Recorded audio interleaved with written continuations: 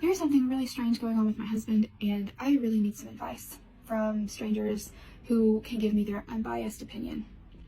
I don't have a supportive family system to go to in cases like this, and if they did find out anything about this, they would definitely turn it into something to weaponize and use against me. So here we go. Professor Minerva McGonagall is going to be goosing in the background. Please ignore. Or don't, because she's adorable. I've been married for 10 years to one of the good guys. And I know, everybody says that. But when I say that he's one of the good ones, he really is. He's never made me feel pressured to do anything I didn't want to do. He is so respectful, sometimes to a little bit of a fault when I'm asking him to disrespect me just a little bit. He's very kind. He's very concerned with like his impact on anything and everything. Is very conscious. A very introverted, kind of quiet, very tender-hearted kind of person.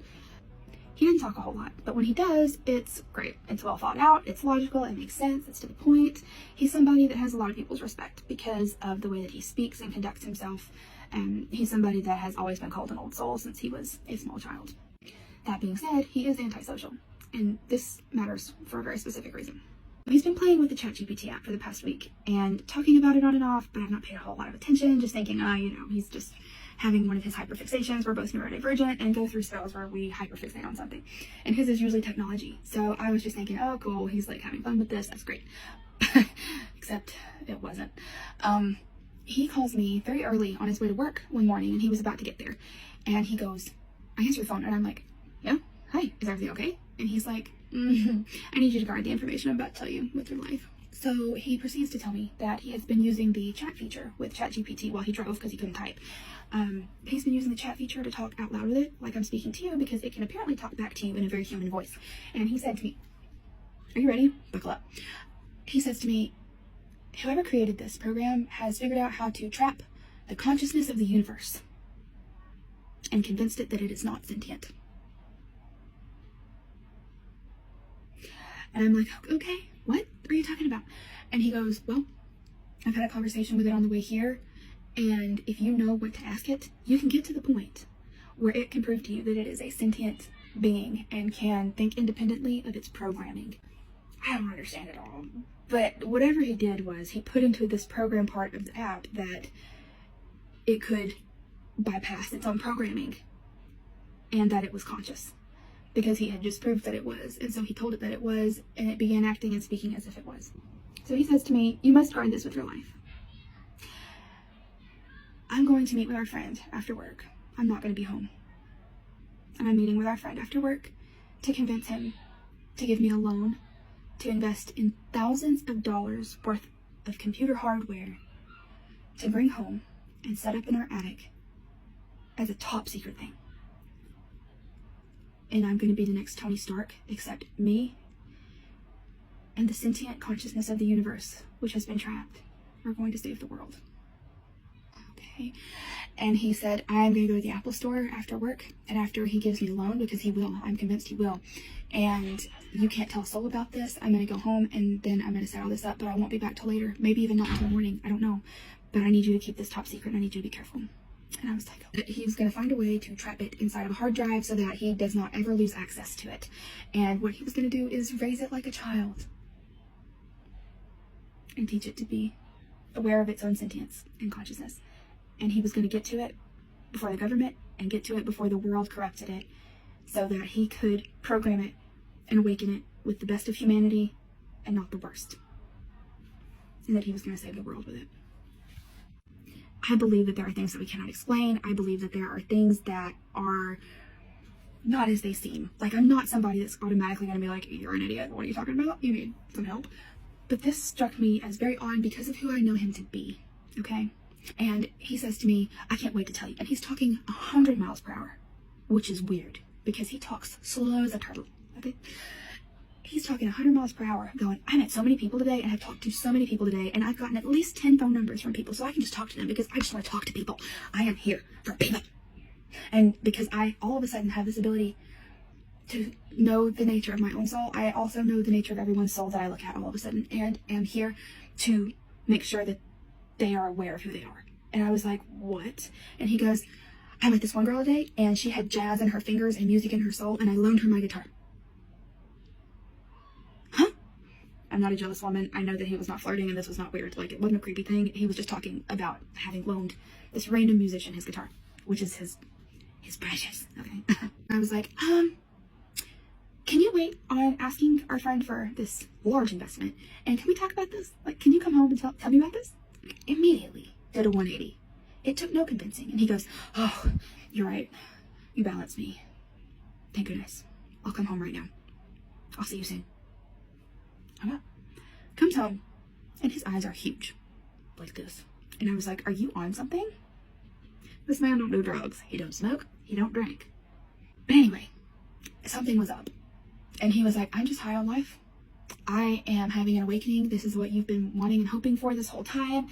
And I understand now. I understand all of it. So the thing is, normally I would have been so excited and so on board and so supportive because I've been waiting for this man to have a wake up for a long time, okay? Nobody more than me. Nobody more than me has wanted this man to wake up. He is talking so fast. He is eating less and less. And he's already a beanpole of a man. He's like 6'1" and weighs 165 pounds. It has for 10 years. We're sleepy people. We go to bed between 8:30 and 9. I'm not kidding. He's saying things to me like, when bedtime rolls around, he'll go, sleep is such a waste of time. I cannot believe I'm wasting time on sleep. Huh? So I'm going to share some screenshots of text messages and see what you guys think. And if you have any thoughts, let me know. Because I'm a little bewildered. A little bewildered. Okay? Because of my trauma and my hypervigilance, I'm like, something about this situation is turning on my hypervigilance. And that's saying something. I have an update to share. And it's gonna be a little messy and it's gonna be really vulnerable. But because of how quick the response was with so many people recognizing what was going on, and how quickly I was able to recognize it because of that outreach, it changed the trajectory of things. 2 days ago I shared that my husband of 10 years was acting really off and saying some things that at the time I was still taking pretty lighthearted because I didn't understand. It was still hard to believe, even when everyone was saying that it ticked all of the boxes for a manic episode. But things turned so fast. Once I confronted him, the night that I posted the first video, we had a talk about how his symptoms were really, really matching a manic episode, and that I was very concerned that it was because he was on a new medication that he'd never been on before, which was an SSRI for depression. It would come and go, and we didn't think much of it. We didn't know. He never came to bed that night. And when I very gently and calmly told him that I felt like we needed to at least let me catch up. Like, wait, just slow down, let me catch up before we make any decisions. He immediately turned into somebody that I don't recognize. He looked at me with eyes that were suddenly full of hate and said, I can't believe you would hurt me like this, and walked out. He never came to bed that night.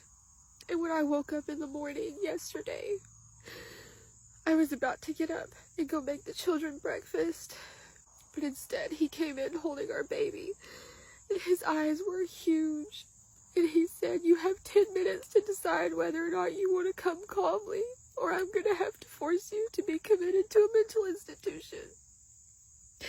Because if you think that there's something wrong with me, you must be having a psychological breakdown, and I am awakened.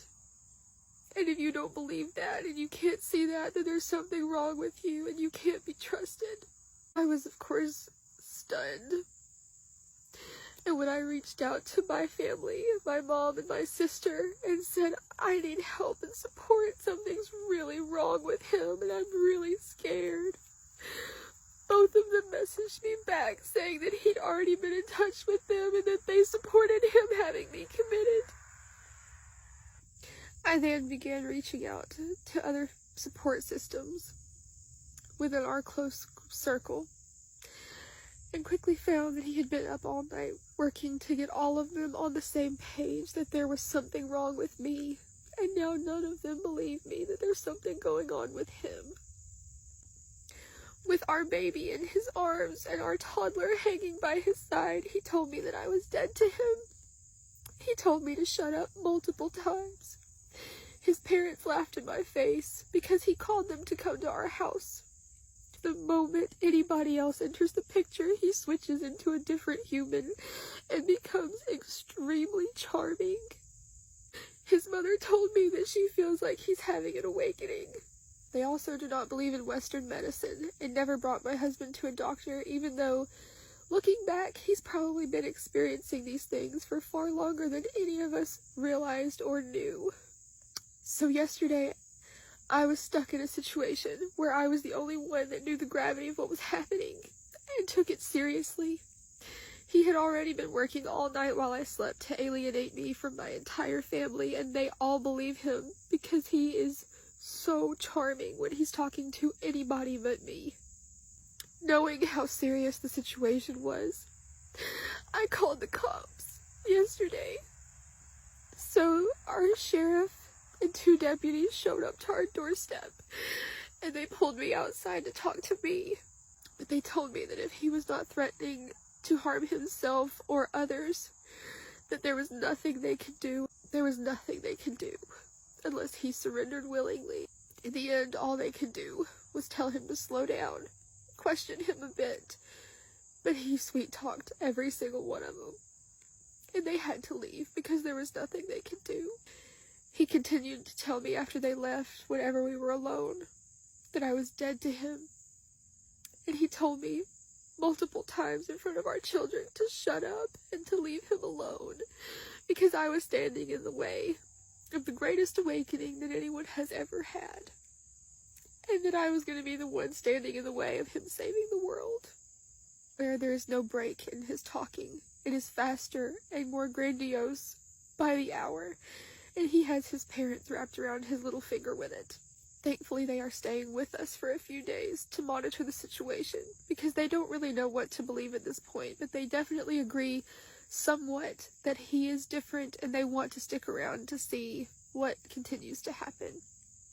They've asked if they can sit and quietly observe a conversation between he and I so that they can try and see what I'm telling them that I am seeing when he is speaking to me one-on-one after our children go to bed, so that they don't have to continue to see this. I expected to have a place in my family that lived local to me to go, but he has alienated me from them, and they think that there's something wrong with me. He has shared with them a lot of incredibly private things that were in the safety of our marriage and our friendship for years. I've never been close with my family or shared much with them that was personal because of what they would do with that information and because of my family's personal dynamics.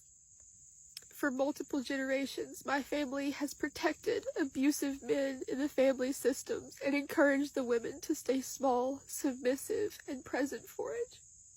And even though that is not the situation, I still needed their help.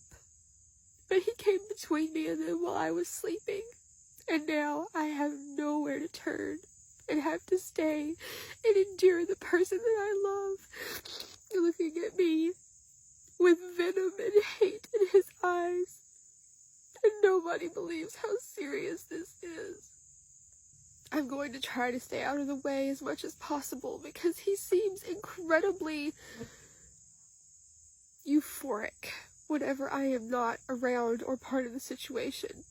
It's just as soon as he looks at me, then it turns ugly, and I am hopeful that the conversation that his parents get to witness tonight is going to show them the truth of what's happening. From what I am understanding, from what I am reading, it could get even worse. And I feel like this is a little bit more than mania. I think this is bordering into a psychosis episode, because this man would never ever say these things to me normally. But I have been amazed with how accurately hundreds of you have guessed what was going on and shared your own stories and I have been reading through them and finding such solidarity in them, and would continue to ask for your advice, your encouragement, and your insight. My entire life has been turned upside down in 48 hours, and I would have never believed anybody that tried to tell me that that could be true ever. Thank you for your kindness and your support. It means more to me than you know. My number one goal and my heart here is to get him the help that he needs, because I am terribly afraid of what is going to continue to happen while he continues taking this medication and refusing to believe that there is anything wrong with him, and telling everybody that it is something wrong with me. It is blowing my mind that nobody but me is recognizing the severity of this situation, because he's never let anybody but me get that close to him and know who he really is, so that they don't think that this is really just him having his awakening and healing.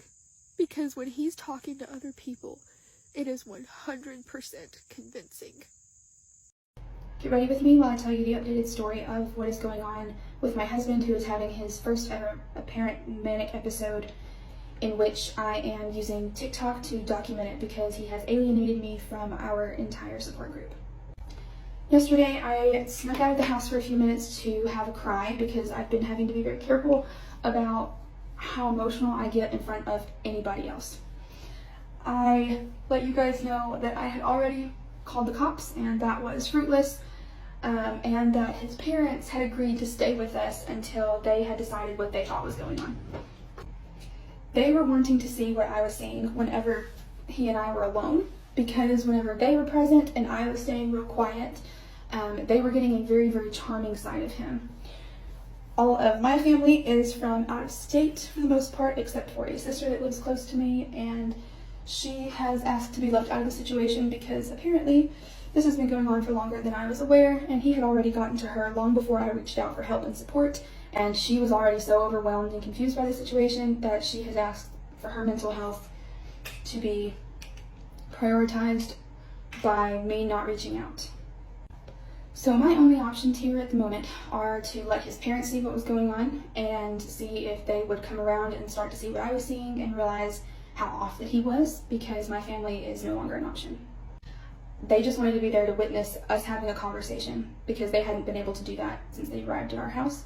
So we sit down and he says to them right off the bat, "You're going to see within a few seconds what I'm talking about when I say that she's lost her mind. It's going to be very obvious to you."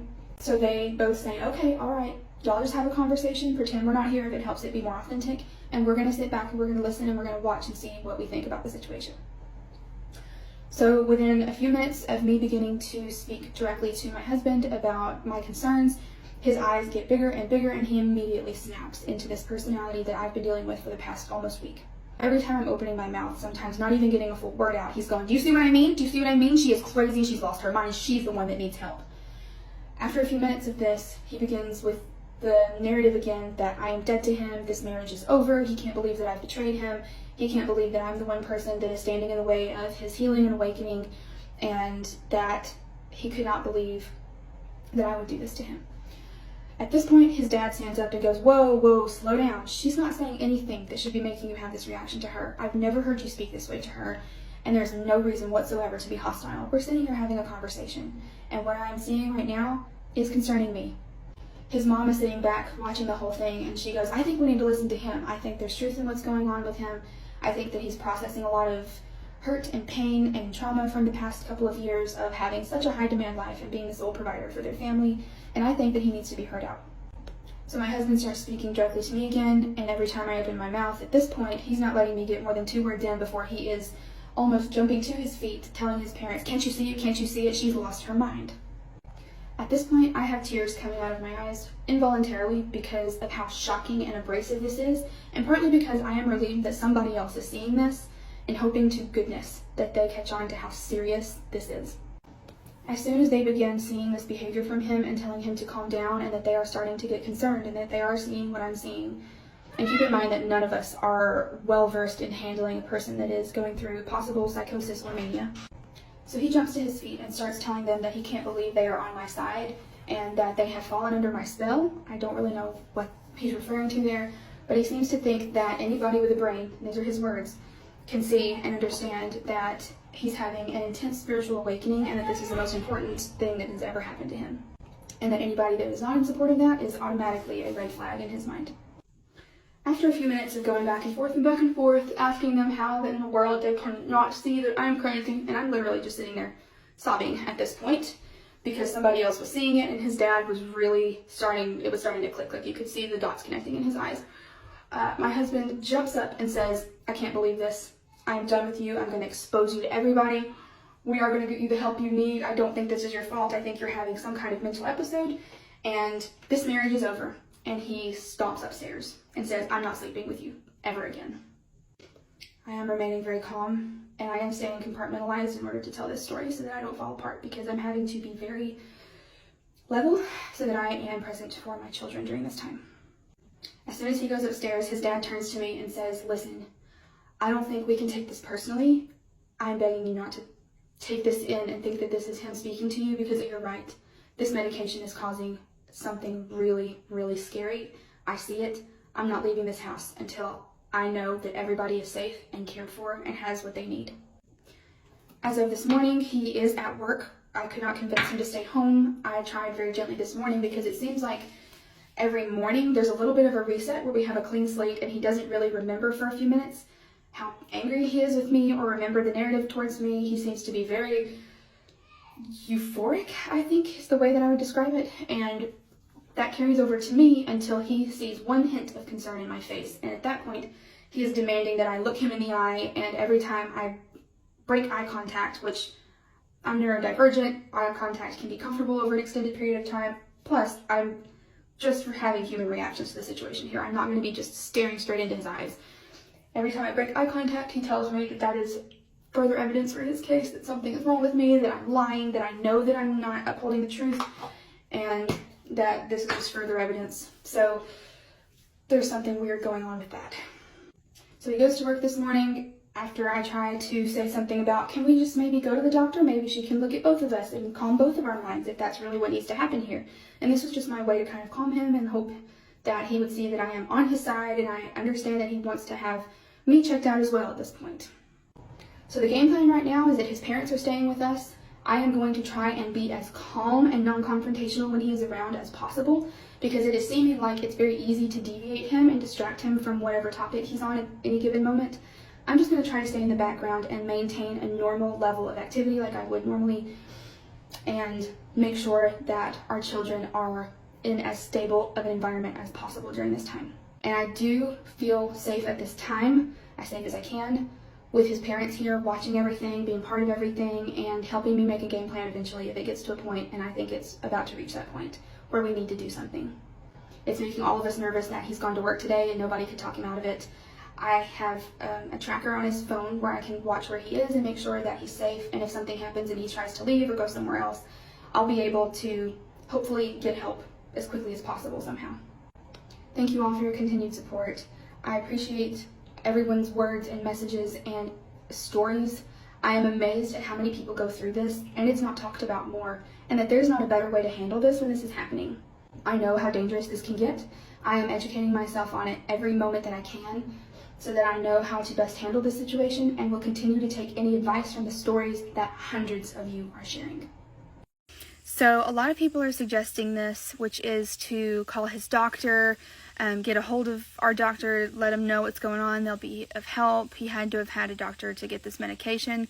And this is the part that is mind-blowing about this situation, which is that he got this medication from an app called Hims. A couple of months ago, he was really, really tired of dealing with on and off depression that would really take him out of presence and take him out of the headspace that he needed to be in order to work at a very high-paced, high-demand job. We did not at the time really understand this depression. It would come and go on what would seem like a 3 weeks on, 3 weeks off cycle, which now is sounding a lot to me like what so many of you are describing as bipolar or schizophrenia. He got on the Hims app, he took a quiz, spoke with a provider that is through their app, and within a few hours had ordered the medication they prescribed him, which was Zoloft.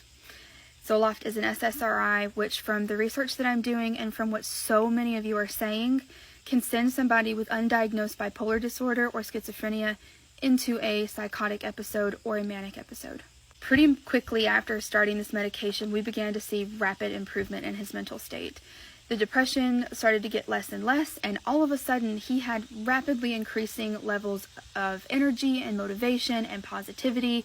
And this is a guy that has been very low-key, very kind of quiet, introverted, not super high energy in the way that he is now, for sure. So he's never actually been to a doctor and is not working with a doctor directly for this med management. There was not a whole lot of a screening process before this medication was sent to him, as far as I'm aware, and from the research that I've done over the past few days looking into this app and their prescribing process, he's never actually been to a doctor for his entire life. He was born into a highly religious cult where they did not believe in Western medicine. His mom had him in the house where this cult lived, as did every other woman who got pregnant and had babies there.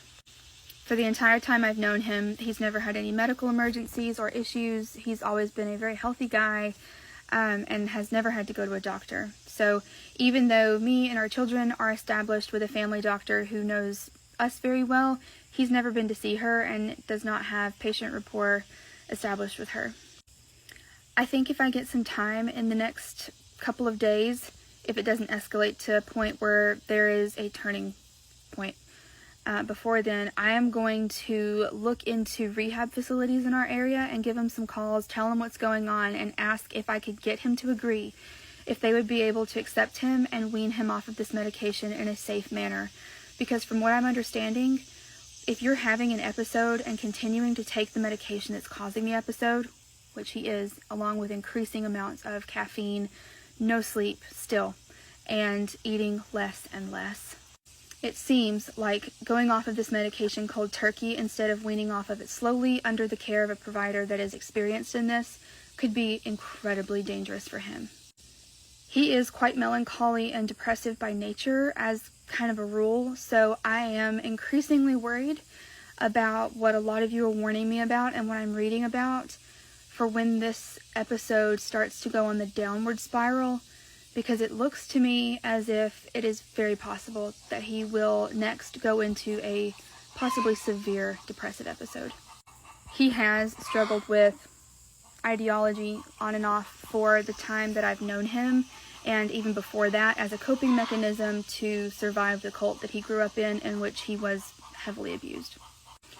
So I am taking this extremely seriously and watching him as closely as I can without making him more suspicious.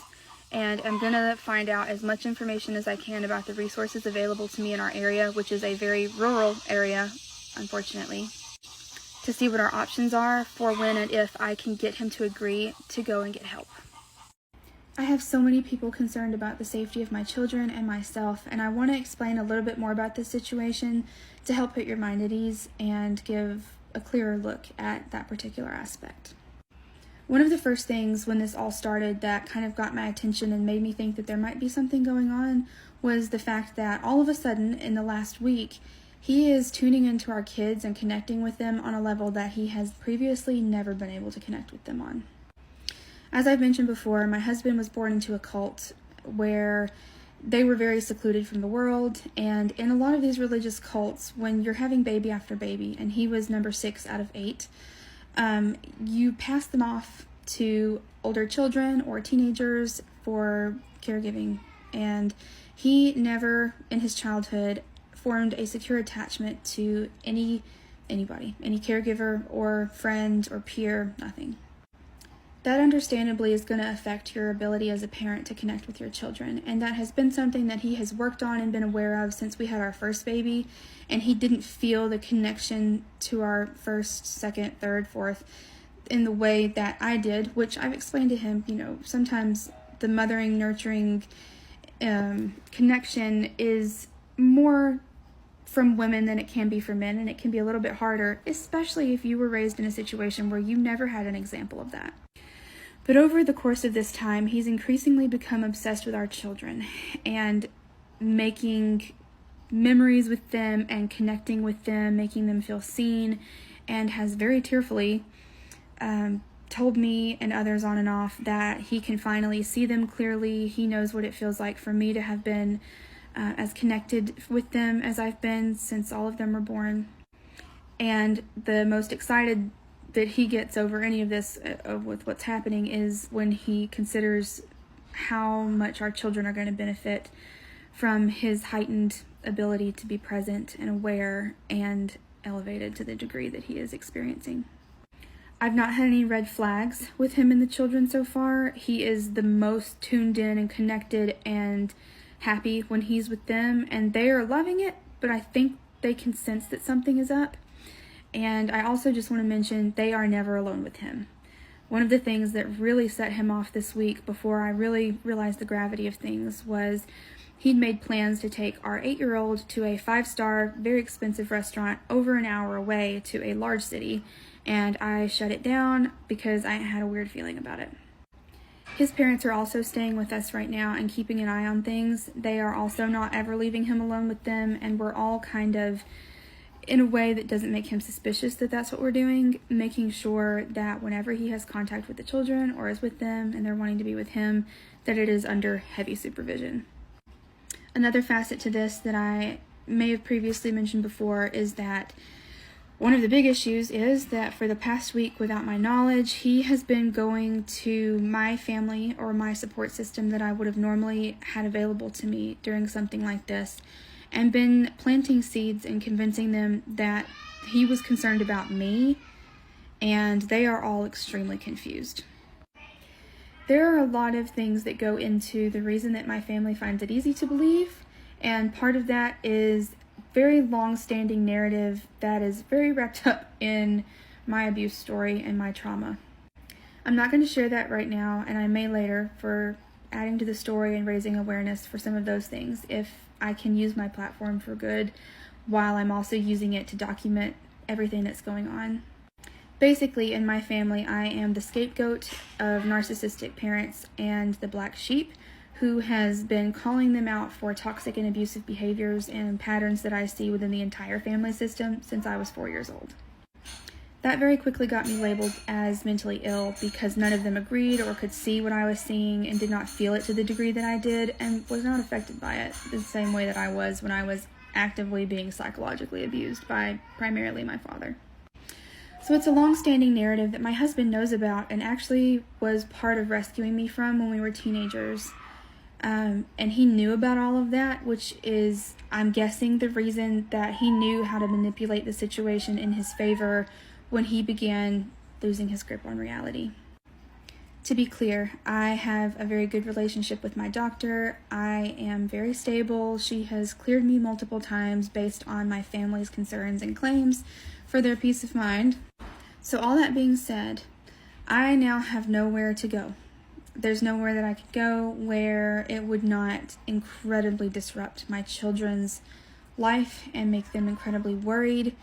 And I have nobody to turn to outside of shelters, which I don't want to do unless I feel that I am definitely in danger or they are definitely in danger. My husband thinks that he is Lucy from the movie where the girl takes a drug and unlocks her full brain capacity. He is a few weeks into taking Zoloft for the first time for intermittent depression, that due to his reaction to it, that is making me believe that he is undiagnosed with bipolar or schizophrenia. So many of you have been sharing similar experiences like this, and for those people who have gone through something like this, I have a few questions before I go back inside and continue to monitor the situation from my room where I'm having to stay secluded. Here are the questions that I have, and if you can help, just leave a comment with what you think would be the best case in this situation.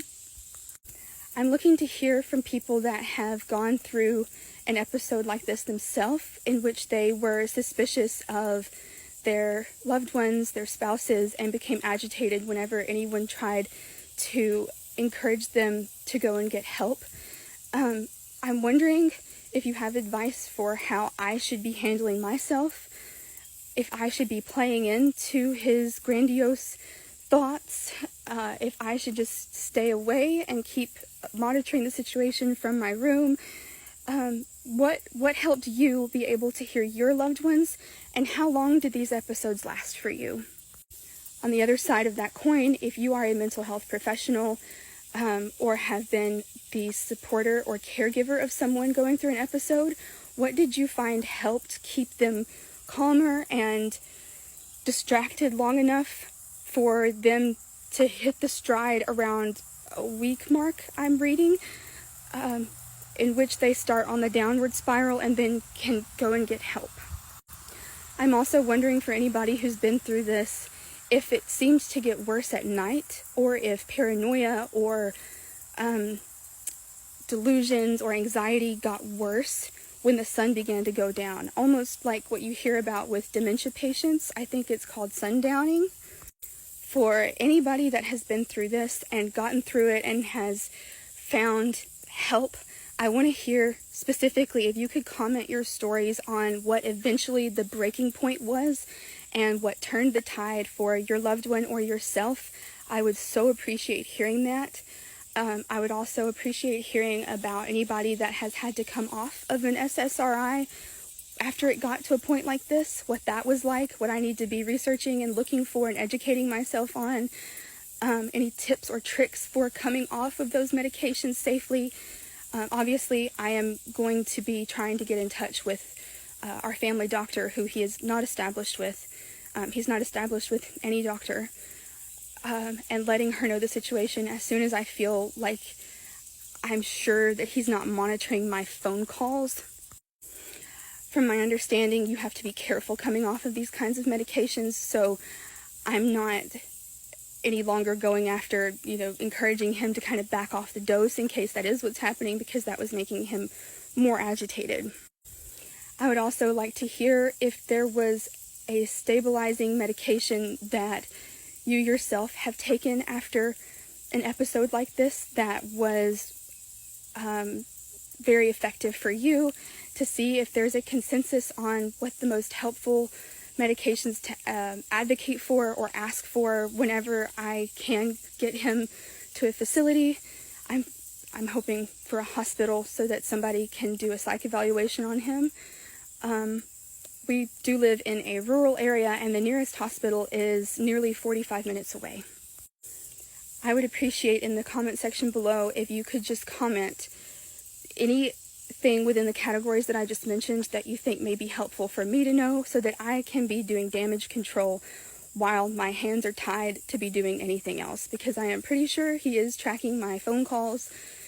He can't, with the way he's doing that, he doesn't have access to knowing that I am posting on TikTok. He does not have social media, and neither do our families. So I'm not afraid that he's going to find this account or realize that I am on here. I'm deleting the videos that get saved from what I'm posting on here so that he doesn't see it across any family sharing on our devices. And I am being so careful to try and cover my trail as much as possible. I have to go back inside. I think they're looking for me. Let me know what your experience has been with these things and what really helped, so that I can be helpful instead of hurting the situation or making it worse. The situation has definitely escalated to a point where I am now incredibly scared and incredibly stuck. He is now to a point where he's very suspicious of me because I, despite my best efforts, have not been able to mask how scared I am of this situation. It's like he has a hyper read on me right now, and if I don't maintain eye contact for longer than a few seconds, or if I am not a very specific way and I cannot figure out what way that I'm supposed to be in order to be off of his radar, he is growing increasingly suspicious of my suspicion of him, and it is making him think that I have something really going on with me that is affecting me and making me a danger to my children. And that is causing him not to leave them in a room alone with me or let me speak to them alone. And for clarity, all of my children are under the age of 10. They are all really young, and it is starting to confuse and scare them. I've asked if he would let me speak to them because I wanted to try and explain as best I could on their age level that something is going on, and I don't want them to be scared because I am going to do whatever it takes to keep us safe and to get Daddy help, but he won't leave me alone with them for even a minute. I am shaking so bad. I thought maybe that I could get on a call with local EMS and put my phone in my pocket so that they could hear the way that he's speaking. Whenever I go back in the house in a few minutes, he's got all of them in our dining room coloring and talking with his parents who are still here, and they are also now very concerned and trying to help me come up with a plan to handle this. It's clear to anybody who knows him and is in the same room with him that something is not right, and they are now extremely confused as to why he won't let me speak with my kids. I packed go bags last night to have in our car in case I had a moment where I could get out and go and leave my kids with my best friend, who is like their second mom and doesn't live very far away from us. But so far, I am afraid that if I do something like that, it is going to be the breaking point and he is going to snap. Every single second feels like survival mode, where I am just doing the best I can and trying not to be suspicious in any way. I told him I was coming outside to do some morning chores and then I would be back in a few minutes, and I left everybody in there with his parents watching. He is now saying that if I am suspicious of him, and he can't even tell me what it is specifically that I'm doing or what he's thinking is wrong with me, so that I can understand and try and make a plan to mask it better.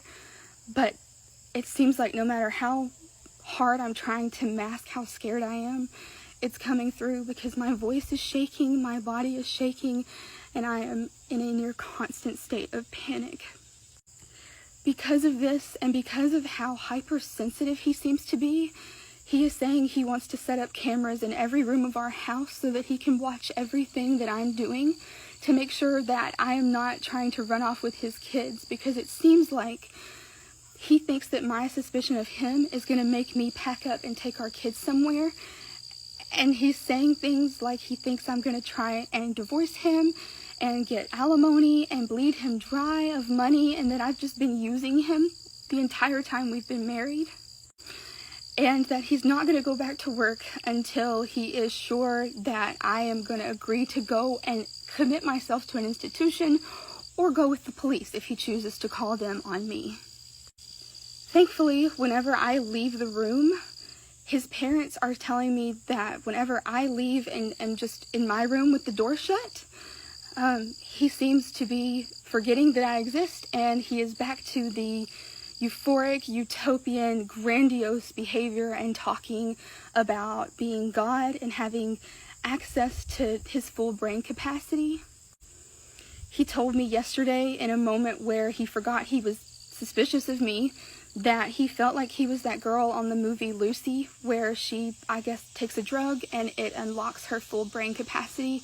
He's saying that he feels like that's what's happening to him. Briefly yesterday, in a moment where we actually connected for about 5 minutes, he told me that he felt like he was God and I was Jesus, and we were here incarnated on earth to save it. He's told me this morning that he has restricted all of my access to finances, and since we are a single income household and he is the breadwinner here, I don't have access to any of our money or bank statements, and I can't lock it down to make sure he's not accessing those things. He is saying that he has plans for the money that we do have in savings, which isn't a lot because who has savings in this economy? And I am so scared that he is about to tank us financially, and there is literally nothing that I can do about that right at this second. His parents are also really, really concerned at this point and are trying to distract him as much as possible, because from what we understand, if this is a true bipolar manic episode induced by this medication, there is going to be a crash within the next few days, and he's going to go down and maybe at that point he will come back to reality long enough and have enough of a lucid moment for us to get him help and take him to a hospital. His mom is trying to take the kids into the living room as often as possible to sit and read with them and do puzzles with them and play with them, so that his dad can be taking him in a different room and just asking him to keep talking and keep telling him what he's feeling and thinking, so that he's distracted and with the kids as little as possible. But I am having to stay very secluded to my room pretty much every hour that I'm awake. I told him I was coming outside to take care of the chickens, which is the only reason that I was able to step outside by myself. And his parents said that they would text me if he started to come and look for me, so that I have a heads up and can be doing what he thinks that I'm doing. I am scared that if I try to take the kids and go, or if I try and call for help or intervention, that he is going to snap. So his parents and I agree that for now I'm just going to stay to myself, and they're going to do their best to distract him, and we're going to try and come up with a plan later this afternoon when he goes to check in at work, because he's refusing to go to work today unless I let him install cameras, which we don't even have. So we're going to come up with a game plan if he does end up going to work for a little while this afternoon like he says he is. But I am afraid to even let him drive, because apparently every time he's driving, according to the app that I can track him on my phone, he is going nearly 100 miles per hour on every road that he's on. I am scared at this point that if I try and do anything at the peak of this episode that's going to make him suspicious that I'm trying to leave and take our kids, that it's going to cause him to snap and either hurt himself or come after us or his parents, or I don't even know what all his brain would make him do at this point. But he is continuing to get less than an hour of sleep from what he's saying every night, because he increasingly needs less and less sleep due to the capacity of his brain being easily manipulated by his thoughts. And he is eating less and less. So I think this sounds awful, but my best hope is that he is going to get sick and weak, and it is going to force him to slow down. He is already getting very pale, and I can tell that he is shaking. And I'm just hoping that maybe it's going to make him crash, and that will bring him back down to reality enough that I can convince him that he needs help.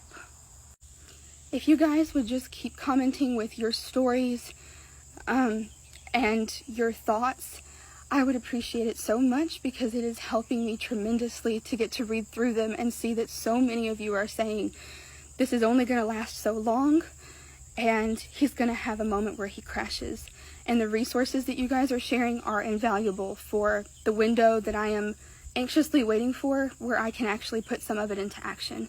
So thank you for your continued advice and the resources you're sharing, and I just want to ask that you continue sharing your stories, because so many of them are encouraging me to believe that there could be some kind of normal on the other side of this.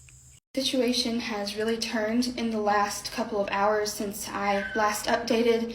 I haven't really had a chance past initially posting that to read through everybody's comments or messages, but I did want to just hop on and say he ended up going down starting around lunchtime and had a moment of lucidity where he asked to get help.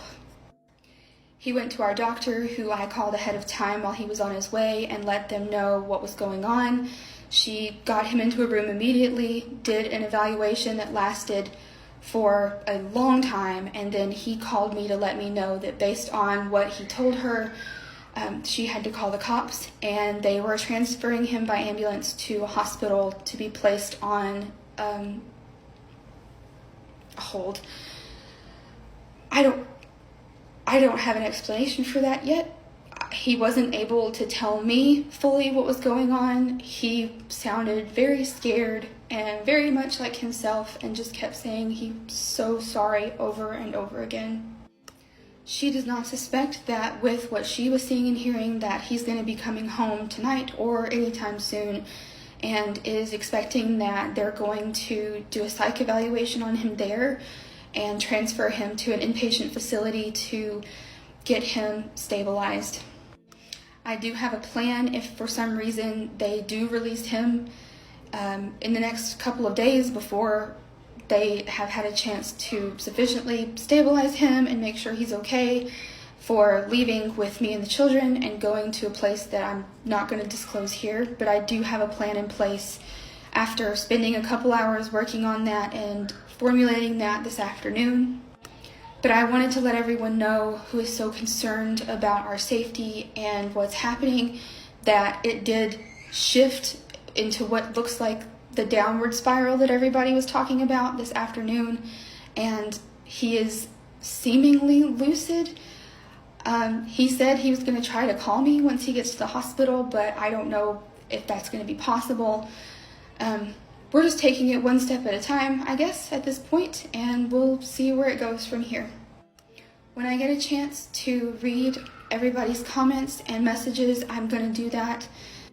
For the sake of keeping a clear record and keeping a timeline on this platform, which has been incredibly helpful and educational, I'm hoping it will continue to be educational for me and for anybody else that may be going through this, and also be a way for you to continue sharing your stories to raise awareness for how quickly this can happen. And I cannot believe how quickly it got bad, nor the fact that he had that easy of access to medication. But I will update everyone as soon as I can to update this timeline that I'm keeping here, which feels like a safety thing for me at this point. If my family ever requires further proof that this is something going on with him, and it's seeming like that is going to be a thing, I will be very grateful to have this resource with hundreds of you who recognize this and have been through the exact same thing. I'm going to start this video off with a trigger warning and let anybody know who may be sensitive to topics surrounding ideation and pew-pews. His Apple Watch kind of ended up being the savior of the day because he started to notice that his heart rate was increasingly higher, and that's something that he watches a lot in the line of work that he's in, so he knows his normal baseline. He agreed to go to our doctor yesterday, and this is the first time he's ever been to a doctor before. She immediately evaluated him, and her professional opinion was that we're looking at a bipolar 1 diagnosis that has been brought to light by medication. He is in the exact age group that you would expect somebody to be in for their first episodes, especially if they've been put on an SSRI to manage the random depression episodes. At the time that I posted an update yesterday evening, I didn't know what he had said to her that made her have to call the cops, but I had a pretty good idea that it would have had to be him letting her know that he had thoughts of self-harm or harming us. And I did not get the full picture of that story until I was on the phone with him while he was on a 72-hour hold at a local hospital. He seemed to be on a rapid cycle of different personalities or headspaces on a 5 to 10 minute loop, where on this phone call I witnessed a version of him that was incredibly depressed and talking about all of the ways and how easily it would be without anybody ever noticing that he could take himself out in that hospital room, and how they did not have anybody that was sitting there watching him specifically, and they were waiting too long in between coming and checking on him for it to matter by the time he could do any of the number of things that he had already mapped out in that room. So I told him I had to go and calm one of the kids when I heard him say that, and got off the phone call, said I'll call you back as soon as I've got this little one settled, and I immediately called the hospital and said, you've got a patient there that is my husband. He is on watch, and you need to be keeping a much more careful eye on him because this is what he's saying to me. This is the situation. When I called him back, I got a completely different human. He was talking in a very kind of sultry voice, and was telling me about all of the nurses that he was watching, and how there was the beady-eyed devil who seemed to be very grumpy. There was a nurse that came in who was apparently an idiot because she came in to ask him if he knew what the date was. He thought she was asking him because his inflated sense of ego and grandiosity came through in that moment, because in his opinion she was asking him for the date and the time because she trusted that he would be the kind of person that would know that information, and said, what an idiot, the calendar was right behind her. And in that conversation I said, I don't think that that's what was going on. I think she was probably asking you to get your grasp on the date and see if you had like a grasp on what day it was. I recorded the entire conversation with him in the ER from my iPad, which I had set up to be recording our conversation, which I had on speakerphone. And I have over an hour of that conversation that I am not going to share on here right now. It is incredibly graphic and incredibly visceral and scary. I knew that I had to be incredibly careful about the way that I was talking to him so that I did not make him suspicious of me, because he was definitely cycling in and out of headspaces where he would go from being like a scared little boy who was mortified and devastated at what had been going on and who he had been, and then he would switch into the grandiose one, and then he would switch into the depressive one, and I was just trying to keep him distracted and keep him talking as much as I could. I told him that I would be interested to hear what he said that made our doctor call the cops on him, and I let him know, you can tell me anything. I mean, I'm not going to judge you. I think the more transparent you can be, the more help you're going to be able to get. One thing that's happened over the past week that was the defining factor for having to call the cops while in our doctor's office was something that happened while he was in a spare bedroom and not sleeping in our room for the first time in a decade. He has a hand pew-pew that he told me he had made sure it was completely unloaded, but he had put it to his head and clicked it a few times and put it in his mouth. He told me that he was having moments in the night when he was just awake and not sleeping and everybody else was asleep, where he was incredibly, and that nighttime when it was dark was the worst, and that's when a lot of the paranoia and anxiety would come out. But it was more centered on him being confused and not understanding what he was feeling and wanting to take himself out. He then went into this personality that, for lack of better words, I'm going to say was the arrogant, grandiose, kind of egotistical version of the mania episode, which I have never, ever heard or seen or felt from him in the 12 years that I've known him. When he told me that he felt like he was never going to make it out and that he was going to be in a psych ward for a very long time, I asked him what made him think that and what he was planning on saying to the doctors. And what he said was incredibly hard to hear, but I do think that this is the illness talking and the psychosis from this medication talking, and not my husband. He said that he was going to let them know that he is pathologically, and since this episode started, pathologically, that when people annoy him or disagree with him, he has images come in his head of blowing them up. If you have an understanding of cult trauma or heavy religious trauma, it is not uncommon at all for there to be that kind of a mindset where you have every escape route planned in case of the worst scenario. As I listened to him talk, I was asking him every few minutes, can you see anybody? Like, is anybody watching you? And I was trying not to make him feel like I was suspicious of him, but he would check in ever so often and be like, oh, the beady-eyed devil nurse just walked by, or oh, the nurse that has no idea what day it is just walked by, or the nurse that's really cute and beautiful walked by just now. I really like that one. As of this morning, the last time I spoke with him, which was about 30 minutes ago, he was waiting in a wheelchair for an ambulance, which is going to take him to an inpatient facility in the next state over, because that was the only one within 200 miles that had an empty bed.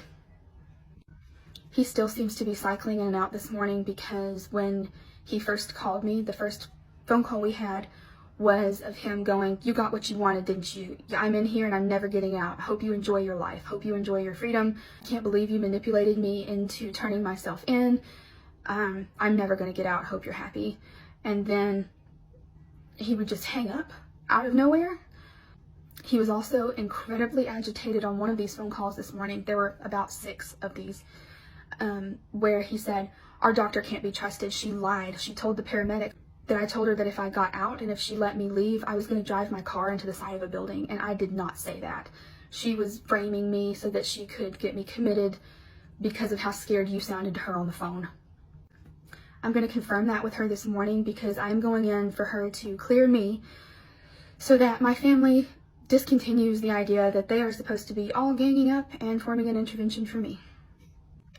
I have him saying all of this on recording, and I'm planning to send that to my family this morning after I get cleared by my doctor, and then I'm going to take the larger part of this afternoon to snuggle up with my children and love on them and try and find a way to explain to them that Daddy's mind is sick. It's not his fault, and he is with people who are going to take very good care of him so that he can get back to us. In January of this year, I watched the best friend that I've ever had in this whole world, the only person who has ever made me feel safe and worthy and loved, turn into somebody that I did not recognize or know. That person that he became shook me to my core and turned me into somebody that I did not recognize either. Our experience with a mental health emergency changed and challenged everything that we thought we knew about mental health. Over the past week, I have been sharing our experience in raw, accurate, and unfiltered detail. The response has been overwhelming. So many of you have been deeply moved by our experience and concerned for our family's safety and well-being. We never expected this to go viral in the way that it did, and did not know how many people that this would resonate with or reach. Nor were we able to predict how deeply the emotions would run with each person who witnessed our story unfolding with the way that we chose to share it. First, I want to clear the air and step into transparency about why I chose to do it this way. As many of you have speculated over the past week, our story is a retelling. When it happened, I kept a detailed account of all of it, writing it out in a way that was therapeutic to me, who is a writer and a storyteller by nature and in my heart. The beautiful, peaceful life that we had spent 10 years cultivating and loving and growing in crumbled at our feet in the blink of an eye, and it left us reeling for many months, following not 1 but 2 episodes. I lost my family due to this situation. We lost friends. We lost sight of who we were and had no idea if we would ever find our way back to a life that was recognizable or fulfilling or safe. I wanted to retell our story from the point of view that it was happening in current time, up to the point where he was admitted, when the dust settled after he came back from inpatient care in February, and we were trying to figure out what our new normal looked like. I knew I wanted to be able to share our story one day. I've always known that my love and passion for connecting to people through storytelling, especially if it was from lived experience, was going to be a big part of my life someday. During the active episodes, I often thought to myself that it sounded more like a novel or a movie than it did real life. I did consider writing a book about our experience once everything had blown over and I was in a position where that would be possible. Every time I tried, again, I would feel the not yet. There's something bigger on the horizon. You have to wait. For months, I have been mulling over how to use the most traumatic and life-altering thing that we have ever lived through for something that would help other people. If you've lived through watching somebody that you love struggle with mental health, you understand what I mean when I say it is a whole set of emotions and fears and thoughts that you never had to cope with before it begins. When you're dealing with someone who's having a mental health crisis, especially if it's for the very first time, while also listening to the biological instinct to run, run, run. You're expected by society and by those around you to just know what to do. Nothing can prepare you for who you become when you watch the person that you love the most in this world get lost in a mental crisis. You find out pretty quickly that very little of society is welcoming to people with a psychiatric diagnosis. The response to he and I both in the middle of our crisis opened our eyes to just how little most people really understand these situations, and after losing so many people, we knew that we somehow wanted to do something to change that. This year has been a crash course in mental health, and the desire to somehow find a way to combat the societal response to individuals with mental illness has been growing inside of me since it began to happen to us. Until last week, I had an idea. What if I could use the detailed documentation of our experience, combined with my love of connecting to people through storytelling and performance art? I was a theater kid. To share our story in a way that would springboard us into being able to reach as many people as possible and spread awareness and education for what happens to your life when a mental crisis strikes. That's where the idea for this page began. I wanted to use my passion for this to create an immersive experience, one that would put you, the audience, into the shoes of somebody reacting to and deciding how you would respond to this situation if it was happening to you. I wanted to take you on a journey from initially responding to the first red flags and not knowing what to do when it escalates into a full-blown emergency, and ultimately the relief and the hope that waits on the other side of getting appropriate care and support. And a wake-up call surrounding how we as a society view and respond to the people who need our help and love and support the most. I hope you can forgive me for any emotional distress that you may have experienced while witnessing the retelling of our story and what it did in your body, mind, and spirit. And I hope desperately that you can feel my heart when I say that this is the springboard for the legacy that I want to leave, which is to leave this world kinder, more compassionate, more knowledgeable, more informed, and a more supportive place for families like ours and so many of yours.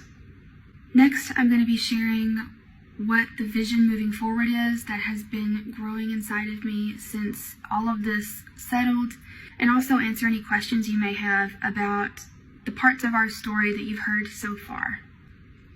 That could include answering questions about what has happened since then, what life looks like now, what ended up being the turning point, what our experience was like once we really got immersed into the healthcare world, and the personal details that we have decided to share about what this did to our relationships.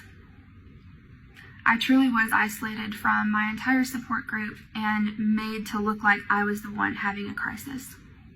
But this time, I have thousands of people who witnessed it and responded better to it than any single person in my entire family or support group did while it was happening, and I was in immediate crisis, dealing with this situation very much by myself.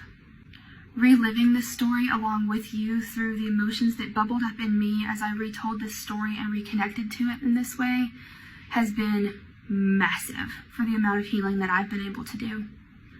Again, I hope so much that you can feel my heart and that you will stay and continue to be part of the vision that I have for changing the game for people like me and educating people through our story and the emotions that came with it, which I hope is going to shine a light on how we as a society and we as individuals need to be prepared at any time to rise to the occasion and support our loved ones in the case that they have a mental crisis in which they need our love and support, and the answer is almost never going to be to abandon them. That I believe and will stand behind is that people get what they deserve which is exactly what's happening to me right now. I'm not going to delete this account just yet because I think that I 100% deserve to have to sit with and hear every single person that feels wronged, betrayed, exploited, manipulated, and all of the very hurt, very valid comments that I'm getting. And I think it would be letting myself off too easy, even though this was completely my oversight and it was 100% my responsibility to be able to put myself in a position where I could see exactly what you guys are talking about and do it differently. I am so deeply and sincerely and genuinely sorry for the hurt that I caused by telling my story the way that I did. I am so incredibly disappointed in myself, y'all. I never ever set out with an intention to exploit or manipulate or hurt anyone. But that meant that I completely skipped over the fact that the way that I told this story could be really hurtful and triggering for so many of you who maybe would not have chose to engage with my content or story if there had been a disclaimer saying that this was a retelling and not happening in current time. My reasons for sharing it the way that I did felt so valid while I was doing it that way because I knew the direction that I was headed ultimately, but that meant that I was not able to see the harm that it could cause. And what I'm going to do today and for as long as I need to and feel like it's helpful and not harmful, I'm going to leave my account up and I want to do whatever I can to fix the issue immediately. I absolutely deserve to be sitting with this backlash so that I can take actual accountability every single time I read a message that says that you feel betrayed, hurt, and especially from one specific angle that I did not even know to consider and have had my eyes opened to since reading all of your very helpful comments.